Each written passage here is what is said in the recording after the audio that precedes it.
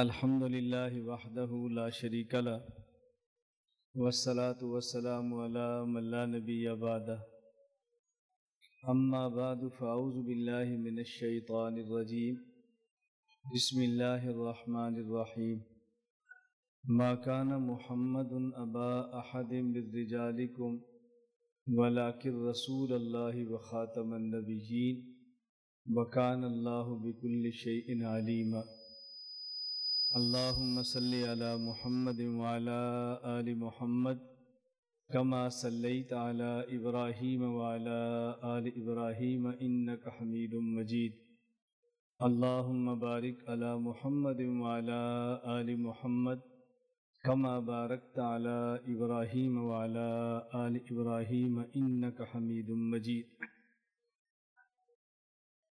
دو باتیں تمام طلباء نہایت توجہ اور اہمیت کے ساتھ سمجھیں۔ نمبر 1، جب ہم یہ بات کہتے ہیں کہ ہم دیوبندی ہیں تو اس سے مراد کیا ہے اور اس کا مطلب کیا ہے؟ یہ بات سمجھانی اس لیے ضروری ہے کہ عام طور پر یہ غلط فہمی پیدا کر دی جاتی ہے کہ ہم دیوبند میں پیدا نہیں ہوئے پھر دیوبندی کیوں ہیں، ہم دیوبند میں پڑھے نہیں ہیں تو پھر دیوبندی کیوں ہیں، تو ہم خود کو دیوبندی کیوں کہتے ہیں؟ دیوبندی اب ہمارے ہاں ہندوستان سے باہر یا ہندوستان میں بسنے والے لوگوں کی ایک فکری اور نظریاتی نسبت کا نام ہے۔ جب ہم کہتے ہیں کہ فلاں شخص دیوبندی ہے مسلکن، تو اس کا معنی یہ ہوتا ہے کہ ہندوستان میں دیوبند شہر، اس میں ایک جامعہ ہے دارالعلوم کے نام سے، جس شخص کے اس دارالعلوم والے نظریات ہیں یہ شخص دیوبندی ہے، اور جس کے دارالعلوم والے نظریات نہیں وہ دیوبندی نہیں۔ تو دارالعلوم دیوبند کے نظریات سے مطلب کیا ہے، مراد کیا ہے کہ دارالعلوم دیوبند کا نظریہ۔ دارالعلوم دیوبند میں ایک شخص گزرے ہیں مولانا محمود حسن دیوبندی۔ ہمارے ہاں جب مسلک دیوبند میں یہ کہا جائے کہ مولوی دیوبندی صاحب نے یوں فرمایا، مفتی محمد شفیع رحمہ اللہ لکھتے ہیں کہ اس سے مراد حضرت شیخ الہند مولانا محمود حسن دیوبندی کی ذات ہوتی ہے، یعنی جب کسی عالم کا نام نہ لیا جائے صرف مولانا دیوبندی کہا جائے تو اس سے مراد شیخ الہند مولانا محمود حسن ہوتے ہیں۔ ایک ضابطہ ہے المطلق اذا یطلق یراد به الفرد الکامل، کہ جب کسی قید کے بغیر کسی لفظ کو ذکر کیا جائے اس وقت وہاں ایک کامل اور اکمل فرد مراد ہوتا ہے۔ اس کا معنی یہ ہے کہ دیوبندیت میں فرد کامل کا نام شیخ الہند مولانا محمود حسن دیوبندی نور اللہ مرقدہ ہے۔ حضرت شیخ الہند مولانا محمود حسن کی دو چیزیں ہیں، نمبر 1 ان کا مسلک، نمبر 2 ان کا منہج۔ ان کا مسلک کیا ہے، نمبر 2 ان کا منہج کیا ہے۔ مسلک کا معنی کہ ان کی عقائد اور مسائل کیا ہیں، اور منہج کا معنی کہ ان عقائد اور مسائل کو بیان کرنے کا ان کا طرز عمل کیا ہے۔ یہ دو باتیں اس لیے سمجھنا ضروری ہے کہ بعض حضرات کا مسلک وہ نہیں جو حضرت شیخ الہند کا ہے، اور بعض کا مسلک وہ ہے لیکن منہج وہ نہیں جو حضرت شیخ الہند کا ہے۔ تو ایک ہے مسلک یعنی عقائد جمع مسائل مساوی مسلک، نمبر 2 منہج یعنی ان کا طرز عمل۔ تو ہمیں دونوں چیزوں کو سمجھنا ضروری ہے، نمبر 1 کہ مسلک اور نمبر 2 منہج۔ پھر دیوبندی کے ساتھ عام طور پر ایک لفظ ہم استعمال کرتے ہیں اکابر علماء دیوبند، مشائخ علماء دیوبند۔ جب دیوبندی کہا جائے تو اس سے مراد حضرت شیخ الہند ہے، اور اس کے بعد دیوبندی کہیں گے تو وہ شخص ہے کہ جس کے نظریات، افکار اور طرز عمل حضرت شیخ الہند والا ہے۔ اور جب کہا جائے اکابر اور مشائخ علماء دیوبند، اکابر دیوبند سے مراد کیا ہے؟ حضرت شیخ الہند نور اللہ مرقدہ کے اساتذہ، حضرت شیخ الہند اور حضرت شیخ الہند کے بلا واسطہ براہ راست شاگرد اور تلامذہ، حضرت شیخ الہند کے استاد حضرت شیخ الہند اور ان کے اساتذہ اور ان کے شیخ الہند کے تلامذہ اور شاگرد، یہ ہیں اکابر اور مشائخ دیوبند۔ ان کے بعد کے حضرات اگر ان کے مسلک اور منہج پر ہیں تو اکابر دیوبند ہیں، اگر ان کے منہج پر نہیں ہیں تو پھر اکابر دیوبند نہیں ہے۔ اب اگر اس دور میں کوئی شخص کھڑا ہو، وہ خود کو دیوبندی کہے اور اپنی رائے جو پیش کرے، اس کو دیوبندی رائے ہم اس وقت کہیں گے جب وہ رائے حضرت شیخ الہند کے اساتذہ، حضرت شیخ الہند اور شیخ الہند کے براہ راست شاگردوں کی رائے کے مطابق ہو۔ اگر اس کے مطابق نہیں ہے تو یہ دیوبندی رائے نہیں ہے۔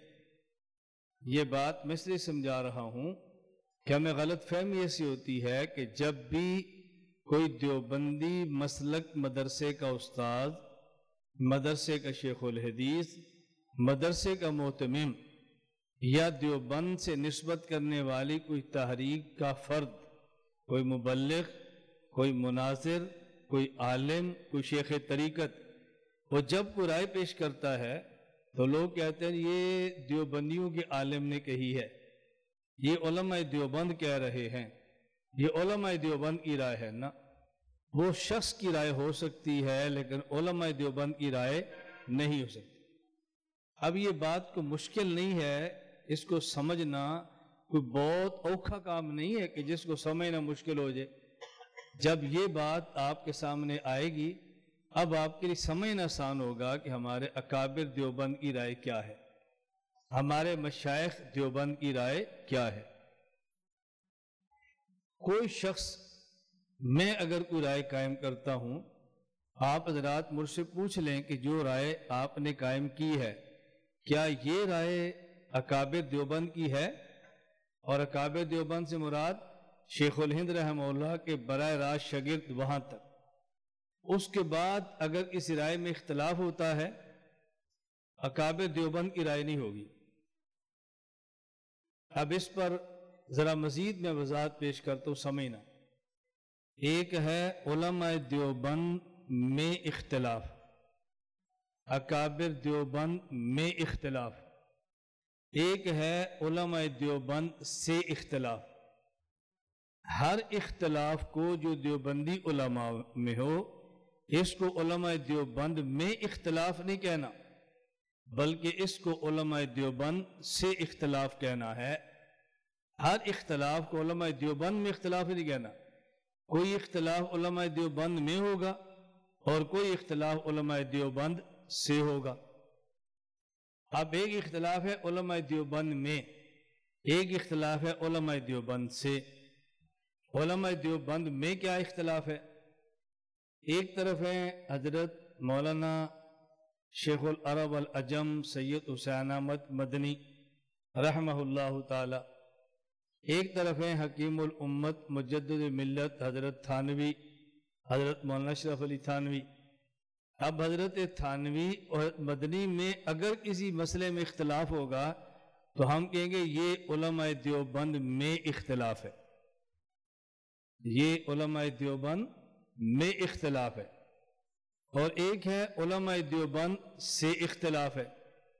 اب اگر حضرت تھانوی کے بعد، حضرت مدنی کے بعد ان کے جو شاگرد ہیں اگر کسی مسئلے پر وہ اختلاف کر لیں، اس کو علماء دیوبند میں اختلاف نہیں کہیں گے، علماء دیوبند سے اختلاف کہیں گے۔ مثلا حضرت تھانوی رحمت اللہ علیہ یہ فرما رہے ہیں کہ مستقل مسلمانوں کا الگ ملک ہونا چاہیے۔ آج مدنی فرما رہے ہیں الگ مستقل نہیں ہونا چاہیے، بلکہ بنگلہ دیش، پاکستان اور ہندوستان پہ مشتمل ایک ہی ملک ہو جس کا نام متحدہ ہندوستان ہو، الگ نہیں ہونا چاہیے۔ اب یہ علماء دیوبند میں اختلاف ہو گیا۔ یہاں ہم نے دیکھنا ہے کہ جب علماء دیوبند میں کسی مسئلے پر اختلاف ہو تو ہم آگے اپنی نسلوں کو، اپنے شاگردوں کو، اپنے علاقے کی عوام کو علماء دیوبند میں جس مسئلے پر اختلاف ہے اس میں دو رائے ہیں، تو ہم کون سی رائے علماء دیوبند کی عوام کے سامنے پیش کریں؟ رائے دونوں علماء دیوبند کی، لیکن ہم کون سی پیش کریں یہ بات الگ ہے۔ اور ایک بات کہ علماء دیوبند سے جو اختلاف ہے تو اس کی وضاحت کریں کہ اس مسئلے میں علماء دیوبند میں اختلاف نہیں ہے، بلکہ اس مسئلہ علماء دیوبند سے اختلاف رکھتا ہے۔ نبی کریم صلی اللہ علیہ وسلم کو وفات کے بعد قبر میں جو حیات ملی ہے دنیا والے جسم کے ساتھ ہے، حقیقی اس جسد انصری کے ساتھ ہے، برزخ میں ہے، قبر میں ہے۔ یہ جو پیغمبر پاک کی حیات ہے، اب آج بعض وہ لوگ جو علماء دیوبند کی طرف نسبت کرتے ہیں ان کی رائے ہے کہ رسول اللہ صلی اللہ علیہ وسلم کو قبر مبارک میں اسی جسد انصری کے ساتھ حیات ہے، اور بعض دوسرے لوگ جو نسبت کرتے ہیں علماء دیوبند کی طرف وہ کہتے ہیں نہیں، رسول اللہ صلی اللہ علیہ وسلم کی روح کا اس جسم سے کوئی تعلق نہیں ہے، اور قبر میں جو جسم ہے اس کو کوئی حیات نہیں ہے، جو قبر میں جسم ہے وہ صلاۃ والسلام نہیں سنتا، تو ان کی نسبت بھی علماء دیوبند کی طرف ہے۔ اب ہمارے ہاں جن کے پاس علم اور فہم کی کمی ہے وہ یہ بات کہہ دیتے ہیں کہ جی حیات النبی کے مسئلے پر علماء دیوبند میں اختلاف ہے۔ بعض علماء دیوبند کہتے ہیں کہ نبی پاک صلی اللہ علیہ وسلم کے جسد انصری کو حیات ہے، اور بعض کہتے ہیں حیات نہیں۔ حالانکہ یہ علماء دیوبند میں اختلاف نہیں ہے بلکہ یہ علماء دیوبند سے اختلاف ہے۔ اب اس کا تو علماء دیوبند سے تعلق ہی نہیں ہے، اس کا علماء دیوبند سے دور کا تعلق نہیں ہے۔ علماء دیوبند میں اختلاف ہے، علماء دیوبند سے اختلاف ہے۔ اس دو فرق کو سمجھیں، اور میں اس کے اوپر کی ایک مثال دیتا ہوں تاکہ بات آپ پہ کھل جائے۔ حضور اکرم صلی اللہ علیہ وسلم آخری نبی ہیں، آپ کے بعد کوئی نیا نبی نہیں آئے گا، آپ آخری نبی ہیں، آپ کے بعد کوئی نبی پیدا نہیں ہوگا۔ یہ دنیا بھر کے مشرق، مغرب، شمال، جنوب، عرب، عجم تمام مسلمانوں کا متفقہ عقیدہ ہے۔ اب مرزا غلام احمد قادیانی اور اس کے ماننے والے چند لوگوں نے یہ عقیدہ اختیار کیا کہ نہیں، حضور اکرم صلی اللہ علیہ وسلم کے بعد بھی کوئی نبی پیدا ہو سکتا ہے۔ اب جس بندے کو اس کی حقیقت کا نہیں پتا اور وہ اسلام اور اہل اسلام کے نظریات کو نہیں سمجھتا تو وہ یہ بات کہہ دیتا ہے کہ رسول اللہ صلی اللہ علیہ وسلم کے آخری نبی ہونے میں مسلمانوں میں اختلاف ہے۔ بعض مسلمان کہتے ہیں کہ حضور آخری نبی ہیں، اور بعض کہتے ہیں حضور کے بعد بھی آخری نبی آ سکتے ہیں۔ یہ جو کہتے ہیں کہ حضور آخری نبی ہیں وہ خود کو محمدی کہتے ہیں، اور جو کہتے ہیں حضور کے بعد بھی نبی پیدا ہوگا وہ خود کو احمدی کہتے ہیں، لیکن ہیں دونوں مسلمان۔ تو وہ کہتے ہیں ختم نبوت کے مسئلے پر مسلمانوں میں اختلاف ہے۔ ہم ان کو یہ بات سمجھاتے ہیں کہ ختم نبوت کے مسئلے پر مسلمانوں میں اختلاف نہیں ہے بلکہ ختم نبوت کے مسئلے پر مسلمانوں سے اختلاف ہے۔ جو شخص حضور پاک کو آخری نبی نہیں مانتا وہ مسلمان نہیں۔ تو یہ مسلمانوں میں اختلاف ہے یا مسلمانوں سے اختلاف ہے؟ مسلمانوں سے اختلاف ہے۔ اب اسی طرح جو قبر میں پیغمبر پاک کی حیات کا مسئلہ ہے، اس مسئلے پر جو اختلاف ہے وہ دیوبندیوں میں اختلاف ہے یا دیوبندیوں سے اختلاف ہے؟ یہ علماء دیوبند میں اختلاف نہیں ہے بلکہ علماء دیوبند سے اختلاف۔ اب دیکھو جب یہ بات کھلی نہیں ہوتی تو ہم بڑے آرام سے کہہ دیتے ہیں حیات النبی کا مسئلہ اختلافی مسئلہ ہے، حیات النبی کے مسئلے پر علماء دیوبند میں اختلاف ہے، بعض علماء دیوبند حیاتی ہے، بعض علماء دیوبند مماتی ہے۔ علماء دیوبند جو بھی ہیں وہ حیاتی ہیں، اور جو حیاتی ہیں وہ علماء دیوبند ہیں، جو مماتی ہیں وہ علماء دیوبند نہیں، اور جو علماء دیوبند ہے وہ مماتی نہیں، کیونکہ حیات النبی کے مسئلے پر علماء دیوبند کے اختلاف نہیں بلکہ علماء دیوبند کا اتفاق۔ اتنی بات آپ کو سمجھ آ گئی ہے؟ لا الہ الا اللہ، لا الہ الا اللہ، لا الہ الا اللہ۔